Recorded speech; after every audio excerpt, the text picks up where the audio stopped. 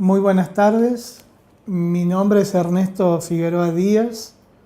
Conmigo van a cursar la cátedra de Taller de Contenidos Lengua para la licenciatura de Educación Inicial. Y en esta primera clase, que va a estar organizada en 30 minutos, voy a explicar cuáles son los postulados de la cátedra, los fundamentos, cómo está organizada y vamos a tratar de hacer un avance sobre algunos contenidos. Esta clase virtual va a tener 2 clases más de 30 minutos cada una. O sea que en total vamos a sumar 1 hora 30 de videos con mi presencia y a partir de allí vamos a desplegar una serie de actividades y de trabajo que permita que interactuemos en la plataforma. Como ustedes saben, la plataforma está organizada por campos. Cada uno de esos campos delimita un cronograma, una bienvenida, actividades para realizar, el parcial domiciliario, el parcial integrador. Cada una de estas actividades buscan y están orientadas a focalizar un objeto de estudio. En nuestro caso, el objeto de estudio que vamos a trabajar es la lengua como sistema en el nivel inicial. Cuando señalo el pensar la lengua como sistema, estoy planteando básicamente el estudio de un contenido largamente abordado en el nivel, con una amplia tradición pedagógica, didáctica y metodológica, y entre esas tradiciones una fuerte impronta del estructuralismo. Ya más adelante voy a desarrollar en forma esquemática de qué se trata este estructuralismo que signó los modos de enseñar en el nivel inicial en el área de lengua. Este abordaje, que está vinculado a nociones como la semántica, que ustedes seguramente conocen, nociones como la estructura nominal, algunas que tienen que ver con enfoques de psicolingüística, de sociolingüística, que son en definitiva las líneas que van impregnando el diseño curricular que ustedes tienen actualmente en la provincia de Córdoba, van a determinar de algún modo nuevas formas de enseñar, también para los niños nuevas formas de aprender, y entre todas estas formas la búsqueda de, por un lado, una alfabetización relevante y por otro lado el mandato social de la escuela, que se traduce en la conformación de ciudadanía. Cuando digo conformación de ciudadanía estoy diciendo un sujeto activo que haga pleno uso de su lengua para interactuar en sociedad. En este abordaje, en este señalamiento que acabo de hacer, va a girar el contenido de la clase 1, digamos, de este video. Antes de comenzar en ese tenor, voy a destacar algunas cuestiones de la plataforma. Como ustedes ya saben, la plataforma tiene fechas para la presentación de trabajos. Vamos a realizar un trabajo vinculado a un foro de dudas y preguntas, que es donde ustedes pueden entrar con comodidad para plantear todo aquello que les resulte ambiguo, que necesiten consultar en relación a la bibliografía, en relación a los procedimientos que hay que aplicar. Vamos a trabajar también un foro de debate obligatorio. Este foro va a operar como una mediación entre el conocimiento que se va construyendo y lo que la bibliografía plantea.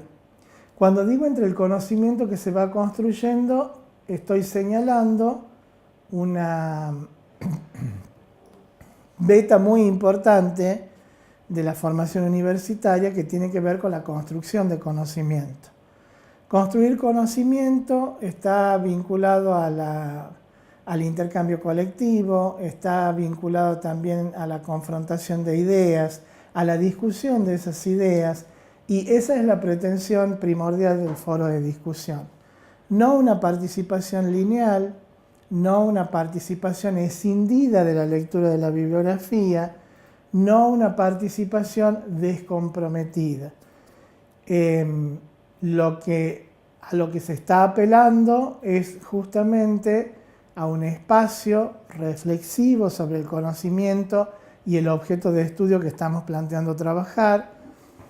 A lo que se está apelando además es a un intercambio sostenido de ideas en torno a ese objeto de estudio para ver qué improntas tiene este objeto en relación a la tradición y qué improntas pueden ser construidas a partir de la innovación y de la transferencia de saberes.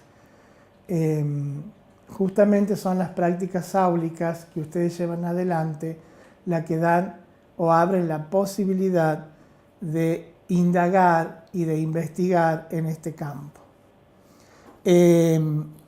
Vamos a encontrar también en plataforma una profusa bibliografía que se vincula primordialmente a los núcleos de aprendizajes prioritarios, porque los núcleos de aprendizajes prioritarios vienen a ser este dispositivo de materiales curriculares vigentes, no siempre indagados en su profundidad, no siempre indagados para que promuevan o impacten con efectos pedagógicos y didácticos en las prácticas áulicas. Entonces es una línea de trabajo que vamos a tratar de sostener. Por otro lado, el diseño curricular de la provincia de Córdoba para el nivel inicial y otra bibliografía que ya sea en su fase de obligatoria o de consulta, ustedes la van a tener ahí a mano para poder discurrir con ella, discutirla, para que sea también fuente de participación en el foro de debate, por ejemplo, para que sea fuente de discusión y de producción en el parcial domiciliario. En realidad, para que sirva como un contexto situacional y lingüístico de un conocimiento a construirse.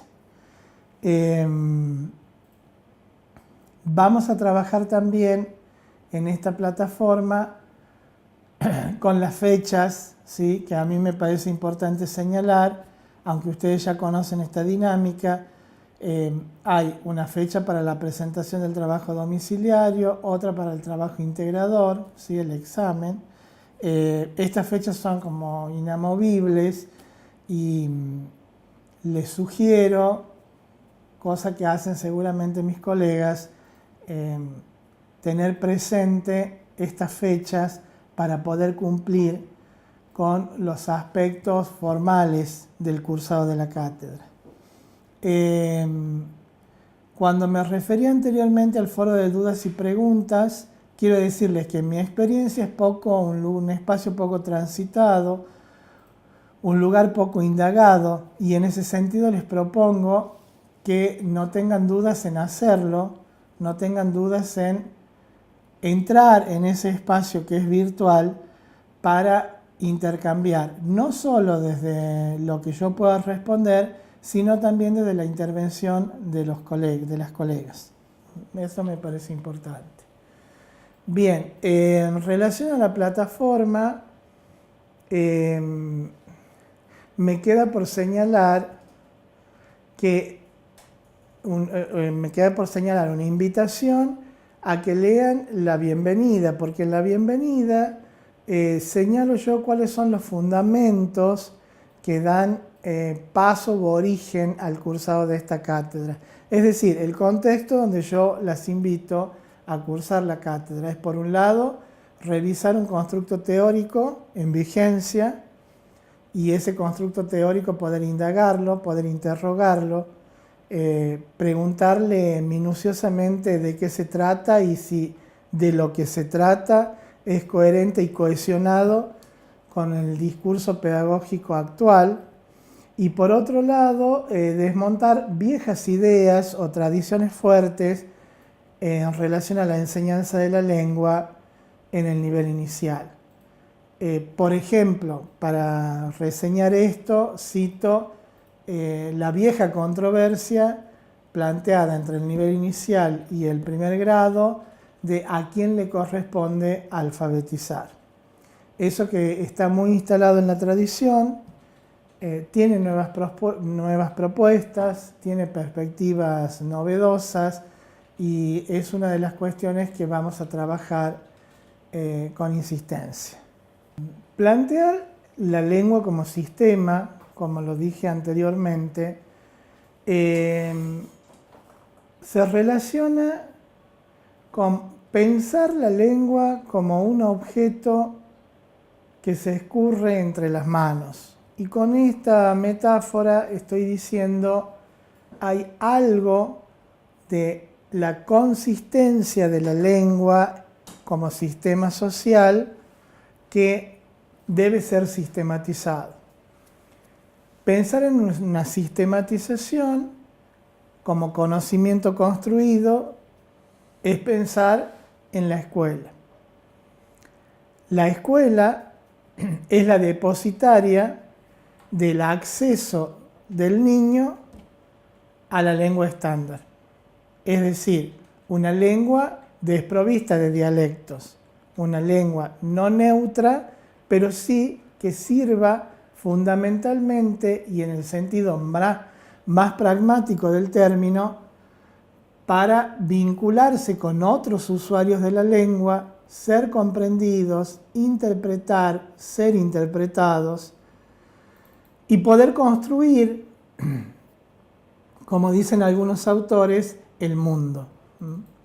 Con esto estoy diciendo, el mundo se construye con la lengua.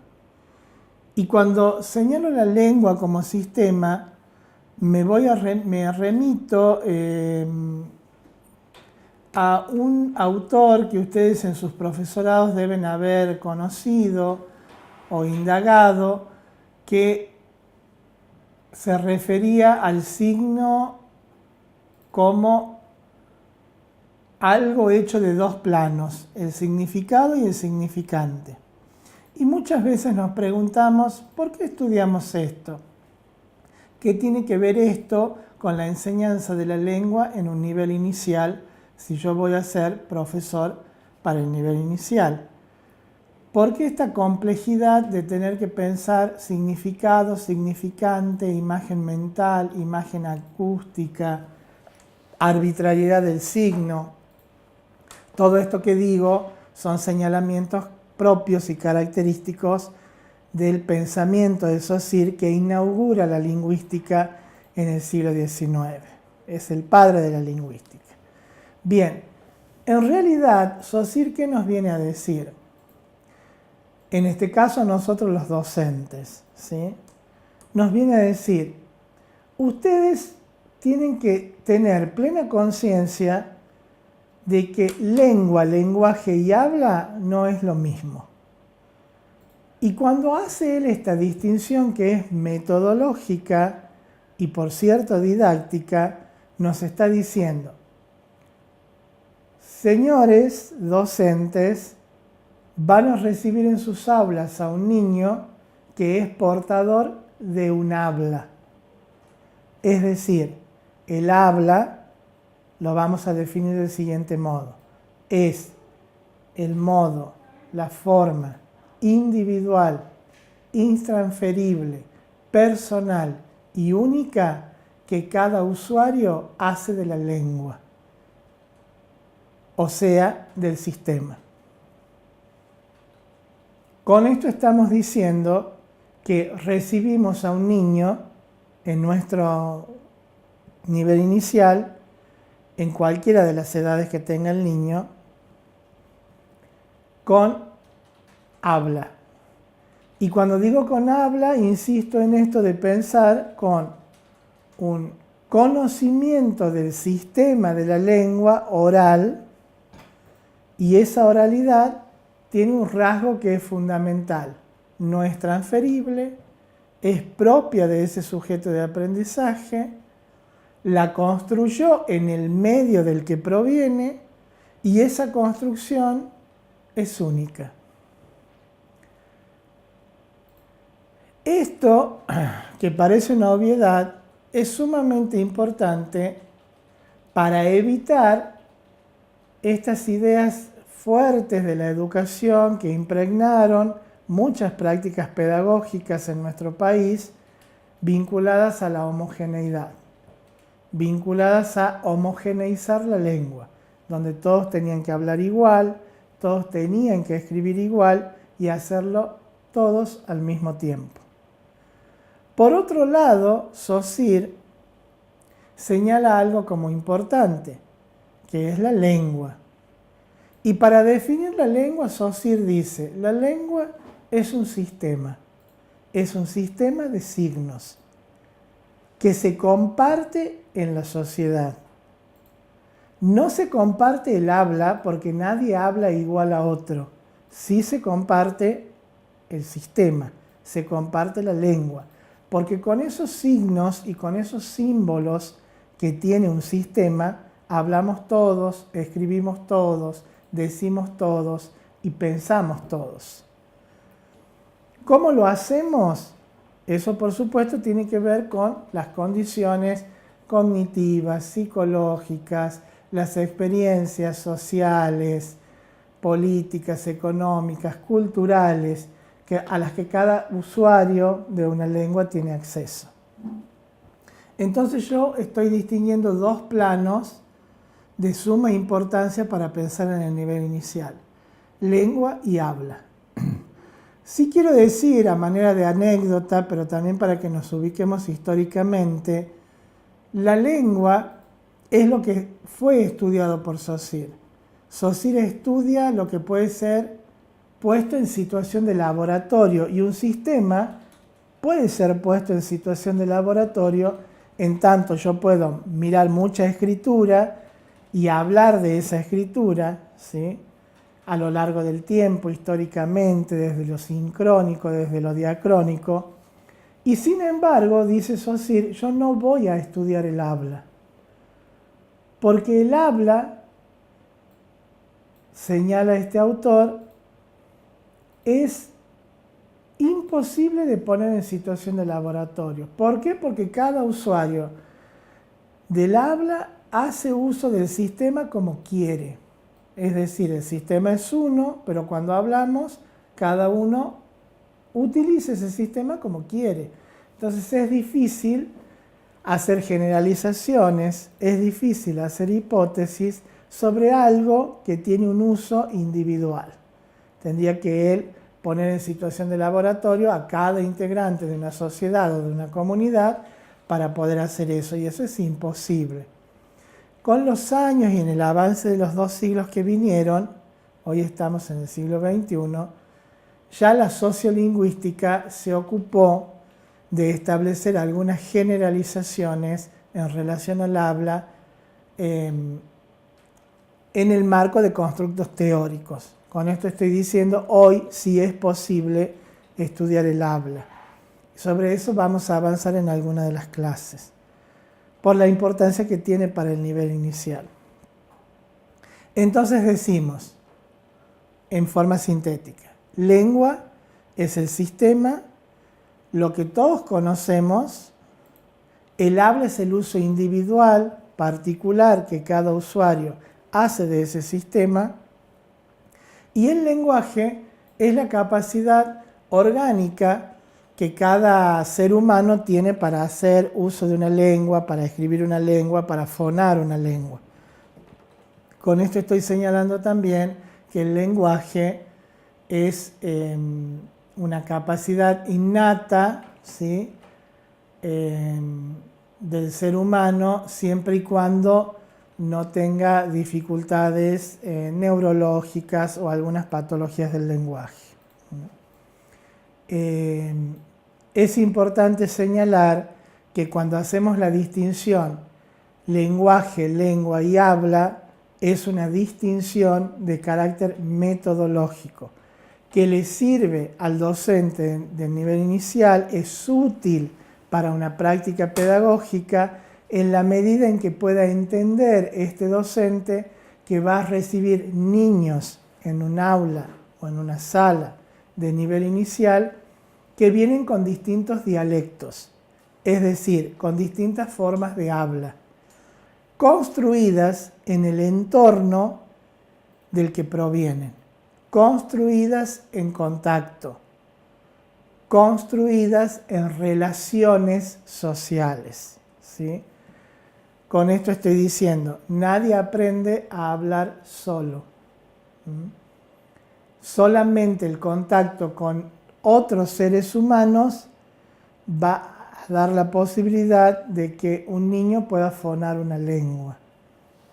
Con esto estoy señalando particularmente la idea de que si tuviéramos que pensar a qué se expone un niño cuando solamente vive entre personas grandes, es posible que pueda hablar más antes que otro niño que no tiene esa experiencia de adultos a su alrededor.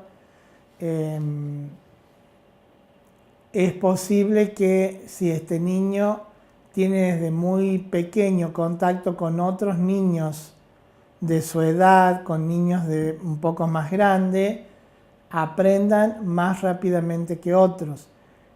Estas son hipótesis de trabajo, porque lo único cierto en relación a este vínculo con el habla, con lo que es individual, es lo que plantea Noam Chomsky, investigador de fuste de la Universidad de Massachusetts, que señala, en una burda traducción lo voy a plantear, el niño no aprende a hablar, sabe hablar. Cuando Chomsky dice el niño no aprende a hablar, sabe hablar, plantea y da lugar a una teoría que se llama innatismo.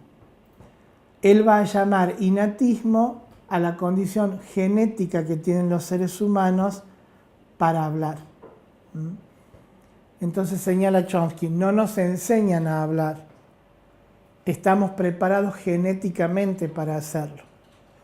Y estar preparados genéticamente para hacerlo aminora, amortigua, digamos de algún modo,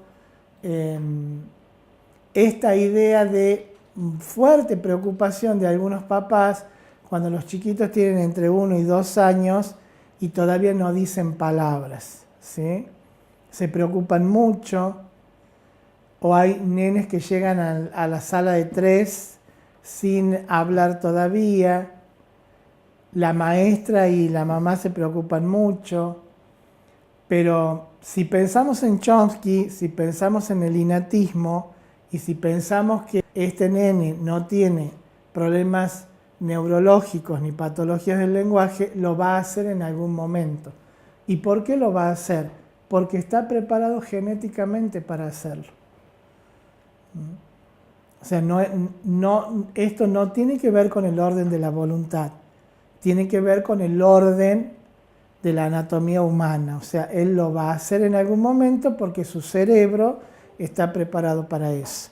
Ahora, ¿cómo lo va a hacer? Si va a hablar, va a discurrir igual que todos los demás, menos, va a ser silencioso. Eso va a depender de muchos otros factores que nosotros los vamos a trabajar posteriormente cuando abordemos el tema de códigos restringidos y códigos elaborados. Un tema escindido de la formación docente en los profesorados de educación inicial, pero también esto tuvo que ver con la investigación, el estado actual de la investigación. Recién en los últimos 15 años en este país pudimos hablar de códigos restringidos y elaborados.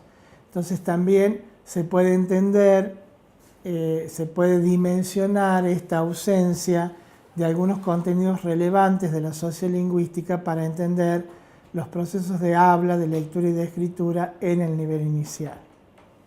Vamos a pensar en relación a la lengua y en relación al habla, se establecen criterios complementarios. Y estos criterios complementarios tienen que ver con de qué modo es asumido de qué modo es asumida la enseñanza de la lengua en el nivel inicial. A ver, por un lado yo puedo pensar la lengua en sus aspectos lúdicos y ahí se me ocurre pensar en nanas, rimas, canciones de cuna, adivinanzas, no sensé, como formas poéticas. Por otro lado puedo pensar en formas literarias como el cuento. Y por otro lado puedo pensar en discursos sociales que recorren ya las aulas del nivel inicial, como recetas de cocina, recetas de medicamentos, avisos, carteles, todo aquello que transmita o dé a conocer un estado de situación y de comunicación para con el exterior, es decir, niños trabajando para hacer comunicable lo que producen. Hacer comunicable lo que se produce tiene que ver con el sistema, con la lengua. O sea, una de las tareas de este nivel inicial es ordenar estructuras de pensamiento que permitan hacer comunicable lo que se produce en forma oral o en forma escrita. Repito, hacer comunicable estructuras de pensamiento que permitan, ya sea en forma oral o en forma escrita, dar a conocer algo que se quiere decir. Cuando señalo esto, estoy señalando un fuerte propósito de la enseñanza de la lengua en el nivel. Y ahí queda en ese propósito subsumida esta idea de alfabetizar o no alfabetizar. ¿Enseñar a leer y escribir o no enseñar a leer y escribir? Porque es una tarea de la primaria. Yo estoy señalando no si hay que enseñar a leer y a escribir, sino que hay que orientar la formación de estructuras de pensamiento que permitan hacer comunicable ese pensamiento. Entonces allí cabe todo. Cabe el enseñar a leer y a escribir sin tener que egresar niños del nivel inicial que sepan argumentar. Eso no es necesario, ¿sí? Sí es necesario que tengan experiencias colectivas, experiencias de intercambio, experiencias donde haya una fuerte presencia de la palabra para que los chicos puedan acceder al mundo de la palabra y entender que lo que se simula en esta situación de aprendizaje es una aproximación del mundo en el que viven. Lo que estoy diciendo con esto es, si el mundo en el que viven, el afuera de la escuela, es un mundo tan comunicado, tan informado y al que se tiene muchísimas vías de acceso, la escuela no puede ir por detrás de ese movimiento de comunicación. La escuela tiene que tener el poder de llevar adelante experiencias, simulaciones, escenas pedagógicas que repliquen, cuestionen, vean otros modos de hacer eso que sucede en la sociedad. A ver, generar escenas pedagógicas donde los alumnos tengan que peticionar, tengan que denunciar algo que está sucediendo en la sala porque les faltó un elemento de la bolsa, que puedan argumentar por qué llegaron tarde, que puedan pedir a la directora un permiso para hacer determinada actividad. Esas nociones, pedir, denunciar, argumentar, están vinculadas a lo cotidiano. En eso se mueve una sociedad en el afuera. Esto debería tener una correlación, un correlato natural en términos de aprendizajes dentro de la escuela, dentro de la sala. La sala debería promover experiencias fuertemente posibilitadoras de intercambios verbales, porque solo en el intercambio verbal un niño puede tener aproximaciones a esas estructuras cognitivas que lo interpelan desde el lenguaje. El lenguaje interpela siempre, y la interpelación es siempre comunitaria, siempre hay una comunidad que le pide al niño hacer cosas, siempre hay una comunidad que demanda a los padres, le pide a los padres hacer cosas, lo inserta a los niños en experiencias, y esas experiencias se construyen lingüísticamente. Entonces, la escuela, el nivel inicial, debe transitar estos espacios del saber. Espacios vinculados a nuevas formas de pensar la lengua. Y doy un ejemplo de esto. Yo puedo tener niños en mi sala con distintos dialectos. O sea, uno de los dialectos comunes es el de aquellos niños que son niños lectores, que tienen papás que leen los diarios, donde se ven informativos en la televisión, que tienen experiencias culturales, van al cine, van al circo, van a la plaza.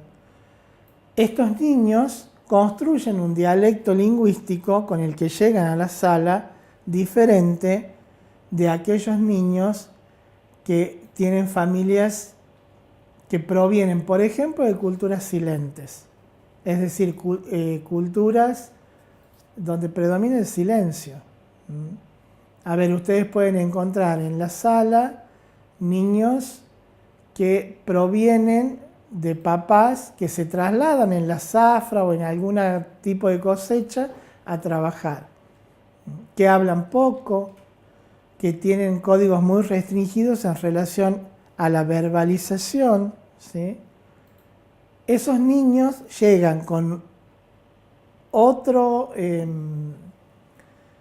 dialecto, diferente al niño que tiene tantas posibilidades. Entonces, el desafío justamente es que la maestra en el nivel inicial pueda hacer dialogar esos dialectos. ¿Cómo? ¿Con qué estrategias? Porque cuando la maestra entiende cabalmente de que no todos los niños llegan con el mismo dialecto, se puede poner a pensar cómo va a hacer dialogar esos dialectos, para que se aproximen, para que se conozcan, para que intercambien. Por ejemplo, hay un campo semántico de la tecnología con el que llegan algunos niños al nivel inicial con mucho conocimiento de ese campo semántico. Es decir, pueden nominar las cosas del campo semántico de la tecnología. Y hay niños que llegan con total desconocimiento de ese campo semántico. ¿Cómo enseñan estos niños que saben a los que no? Con la mediación del docente. ¿Con qué estrategias? ¿Cómo mediar eso? ¿Cómo mediar ese pasaje de un campo semántico a otros usuarios que también lo necesitan y que por condiciones sociales, económicas, no los tienen, no pueden dar cuenta de él? ¿Cómo se hace?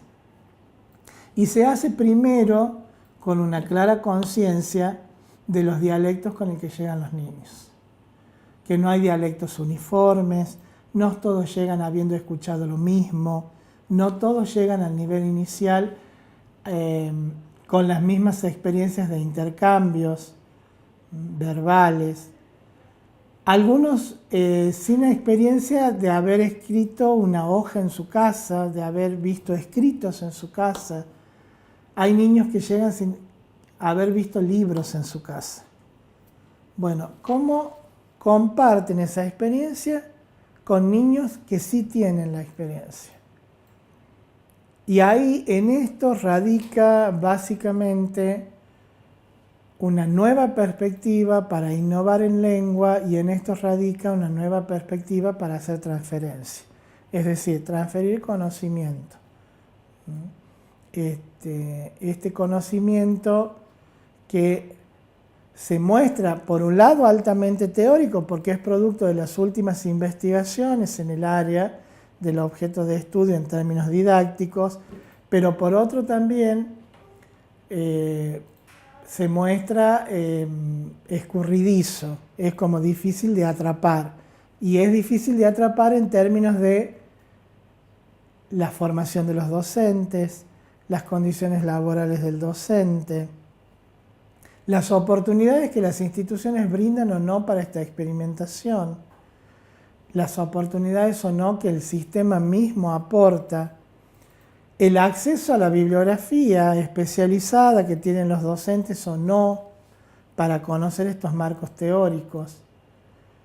Es decir, las variables que operan en esta funcionalidad son muchas y son variadas. Sigo sosteniendo desde mi lugar de catedrático interesado en estos temas y en este objeto de estudio, que son las prácticas pedagógicas las únicas que pueden colocar el conocimiento en el lugar de la aprehensión de un ciudadano crítico, libre, posibilitado de hacer con la lengua todo lo que un ciudadano necesita para sentirse con plenos derechos.